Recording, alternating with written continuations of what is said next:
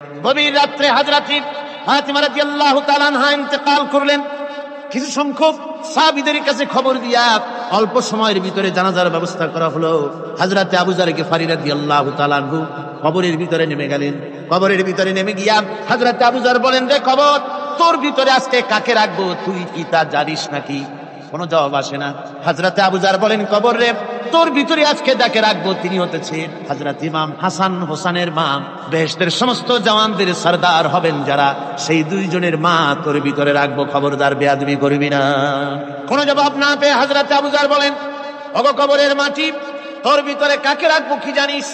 আসাদুল্লাহিল গালিব, দুনিয়ার সমস্ত কাফেরদের বিরুদ্ধে আল্লাহ রাব্বুল আলামিন যাকে বাঘ বানিয়ে পাঠালেন সেই হযরত আলী, তার স্ত্রী রেখে যাব, খবরদার বেয়াদবি করবি না। কোনো জবাব আসে না। হযরত আবু যর বলেন, কবরের মাটি, তোর ভিতরে যাকে রাখবো তিনি হলেন খাতুনে জান্নাত, বেহেশতের সমস্ত মহিলাদের সরদারিনী হবেন যে ফাতেমা, তারে রেখে যাব, তোর ভিতরে খবরদার কোনো বেয়াদবি করবি না। আবার হযরত আবু যর বলেন, কবরের মাটি, তোর ভিতরে কারে রাখবো কি জানিস? তোর ভিতরে আজকে যাকে রেখে যেতেছি তিনি হলেন আখেরি জামানার পয়গম্বর বিশ্বনবী জনাবে মুহাম্মদ রাসূলুল্লাহ সাল্লাল্লাহু আলাইহি ওয়াসাল্লামের কলিজার টুকরা মা ফাতেমাকে তোর ভিতরে রাখবো, খবরদার কবরের মাটি বেয়াদবি করবি না। কিতাবে এসেছে হযরত আবু যরকে বাড়ি শুনতে পেলেন, আওয়াজ এলো, কে যেন বলতেছে, রে আবু যর, আমি ফাতেমা কি চিনি না, হাসান হোসেনের মা কি চিনি না, আলীর স্ত্রী চিনি না, রাসূলের মেয়ে মা ফাতেমা কি চিনি না। আমল যদি ভালো হয় আমার ভিতরে, আমল ভালো নিয়ে যে আসবে শান্তিতে থাকবে, আর আমল যদি খারাপ হয় আমার ভিতরে, তার অবস্থা চূড়ান্ত হয়ে যাবে। আমার ভাইরা, আমার বন্ধুগণ, আমলের উপরে ভিত্তি করে কিয়ামতের দিন নাজাত হবে। আমল যদি খারাপ হয়ে যায় কিয়ামতের দিন কেউ তাকে বাঁচাতে পারবে না। এই জন্য কিয়ামতের ময়দানে, হাসরের দিনে আল্লাহর হাবিব জনাবে মুহাম্মদ রাসূলুল্লাহ সাল্লাল্লাহু আলাইহি ওয়াসাল্লাম সিজদায় পড়ে কাঁদতে থাকবেন। আল্লাহ রাব্বুল আলামিন বলেন, হাবিব রে, আপনি কাঁদেন কেন? আজকে তো আপনার কাঁদার দিন না। আমি আপনাকে মাকামে মাহমুদ দান করেছি, আমি আপনাকে কাউসার দান করেছি। আপনার আজকে সম্মানের দিন, মর্যাদার দিন, কাঁদেন কেন? আল্লাহর হাবিব বলবেন, রব্বুল আলামিন, মাকামে মাহমুদ পেয়েছি, কাউসার পেয়েছি, কান্দি এই জন্য আমি দেখতে পাচ্ছি আবার সামনে দিয়া ফেরেশতারা আমার উম্মতগুলি জাহান্নামের দিকে নিয়ে যায়। আল্লাহ রাব্বুল আলামিন বলবেন, ওগো আমার হাবিব, আমি আপনাকে ক্ষমতা দিলাম, আপনার জান্নাতি উম্মতগুলি আপনি বেছে নেন। আল্লাহর হাবিব তার জান্নাতের উম্মতগুলি বাঁচতে থাকবেন। হযরত আয়েশা বলেন, ইয়া রাসূলুল্লাহ, কিয়ামতের ময়দানে লক্ষ কোটি কোটি মানুষের ভিতরে আপনার জান্নাতি উম্মত আপনি চিনবেন কি করে? হুজুর বলেন, আয়েশা, কোন একটি ঘোড়ার কপাল যদি থাকে সাদা, এই সাদা কপালওয়ালা ঘোড়াটা যদি অসংখ্য ঘোড়ার ভিতরে যদি হারিয়ে যায়, তাহলে সাদা কপালওয়ালা ঘোড়ার মালিক তার ঘোড়াকে পাবে কিনা বলো? হযরত আয়েশা বলেন, হুজুর, অনায়াসে পাবে। আল্লাহ রাব্বুল আলামিনের হাবিব বলেন, আয়েশা রে, কিয়ামতের ময়দানে আমার যেই উম্মতেরা নামাজি ছিল, দিনদার ছিল, পরেজগার ছিল, দুনিয়ার বুকে ঈমান নিয়ে যারা চলাফেরা করেছে, আমার দিন কায়েমের, আল্লাহর দ্বীনের জন্য যারা কাজ করেছে, ওদের চেহারা নূর চমকাতে থাকবে, ঈমানের নূর কিয়ামতের দিন চমকাতে থাকবে। সেই ঈমানের নূর দেখে দেখে আমি আমার জান্নাতি উম্মতগুলি আমি বেছে নেব। হযরত ফাতিমা রাদিয়াল্লাহু তাআলা আনহাকে রাসূলুল্লাহ সাল্লাল্লাহু আলাইহি ওয়াসাল্লাম অত্যন্ত ভালোবাসতেন, মহব্বত করতেন তার স্ত্রীদেরকেও। তার স্ত্রীরাও রাসূল করিম সাল্লাল্লাহু আলাইহি ওয়াসাল্লামকে ভালোবাসতেন প্রাণ উজাড় করে দিয়ে। নবীজি বলেছেন, কন্যার পিতাদেরকে গালি দিও না। অনেকে টিটকারি করে, বারবার মেয়ে হয় ছেলে একটাও হয় না, সেই জন্য টিটকারি বটকারি করে। আল্লাহর নবী বলেছেন, মেয়ের পিতাকে গালি দিও না, ঠাট্টা করো না, যেহেতু আমি মুহাম্মদ রাসূলুল্লাহ সাল্লাল্লাহু আলাইহি ওয়াসাল্লাম, আমি মেয়েদের পিতা, আমি নিজে মেয়েদের পিতা। খাও না, মেয়েদের পিতাকে গালি দিও না। রাসূলুল্লাহ বলেছেন, আকাশের নিচে জমিনের উপরে খাদিজার মতো মহিলা আর নাই। সেই হযরতে খাদিজা রাসূলের 4টি মেয়ে পেটে ধারণ করেছিলেন। সুবহানাল্লাহ। মেয়ের প্রতি রাসূলুল্লাহ যথেষ্ট মহব্বত করতেন, মেয়েকে খুব ভালোবাসতেন হুজুর সাল্লাল্লাহু আলাইহি ওয়াসাল্লাম। হুজুরের কলিজার টুকরা ছিলেন মা ফাতিমা রাদিয়াল্লাহু তাআলা আনহা। হুজুর যখন কোথাও যেতেন, সকলের শেষে দেখা করতেন ফাতেমার সঙ্গে, আর বিদেশ থেকে সফর করে এসে সকলের আগে দেখা করতেন ফাতেমার সঙ্গে। সুবহানাল্লাহ।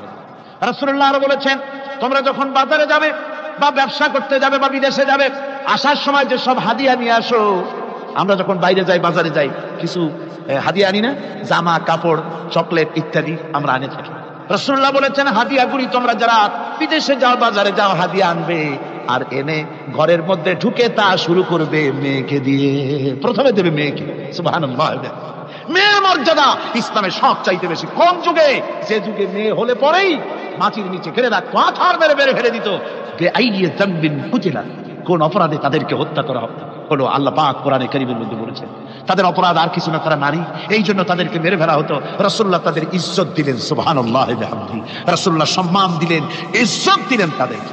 কন্যা হিসাবে নারীর এই মর্যাদা। ফাতেমাকে রাসূল এত ভালোবাসতেন, ইন্তেকালের সময় হযরত ফাতেমা কাঁদতে কাঁদতে বেহুশ হয়ে যাওয়ার উপক্রম হয়ে গেল। রাসূলুল্লাহ হযরত ফাতেমাকে ইশারা দিলেন। হযরত ফাতেমা তার কান নিয়ে রাসূলুল্লাহর মুখের কাছে লাগাই দিলেন। আল্লাহর নবী কি যেন বললেন কানে কানে, হযরত ফাতেমার কান্না বন্ধ হয়ে গেল। হযরত আয়েশা বলেন, মা, রাসূলুল্লাহ তোমার কানে কানে কি বললো আর তোমার কান্না বন্ধ হয়ে গেল?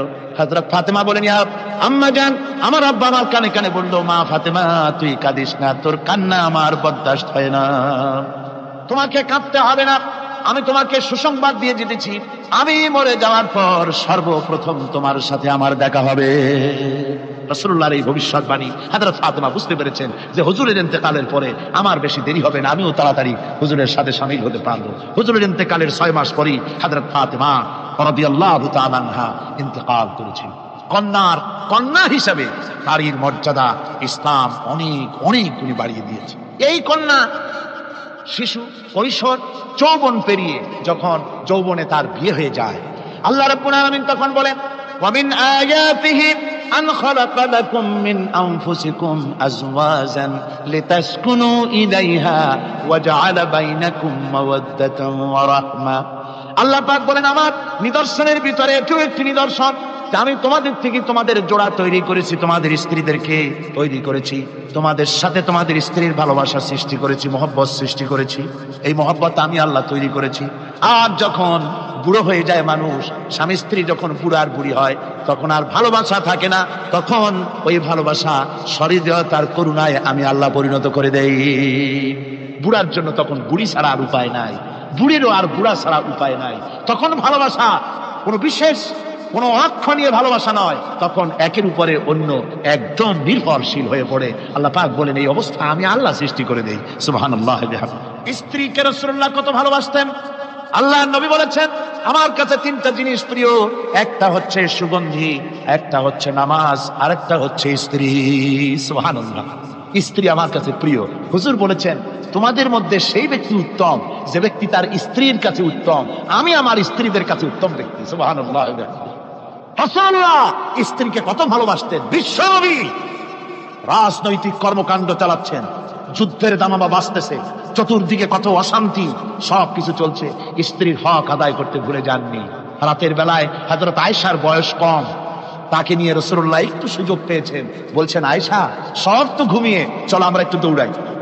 ওই যে দূরে একটা জিনিস দেখা যায়, দৌড় দাও, দেখি কে আগে যায়। দুজনে দৌড় প্রতিযোগিতা করলেন। দৌড় প্রতিযোগিতায় হযরত আয়েশা ফার্স্ট হলেন, হুজুর পিছনে পড়ে গেলেন। হযরত আয়েশা খুব আনন্দ করলেন যে আপনি কিন্তু আমার সাথে দৌড়ে পারলেন। পরবর্তী কিছু কাল যাওয়ার পর হযরত আয়েশা বলেন, হুজুর আজকে আবার বললেন যে চলো আয়েশা একটু দৌড়াই। হযরত আয়েশা বলছেন যে সেদিনের তুলনায় আমার শরীর একটু, আমি মুটিয়ে গেছি, শরীরটি স্থূল হয়েছে, আমি আজকে দৌড়ালাম কিন্তু পারলাম না। রাসূল আগে চলে গেলেন, আমি হাঁপাতে হাঁপাতে যখন হুজুরের কাছে চলে গেছি, হুজুর তখন মুস্কি হেসে আমাকে বললেন, আয়েশা ওই সেই দিনের জবাব আজকে দিয়া দিলাম।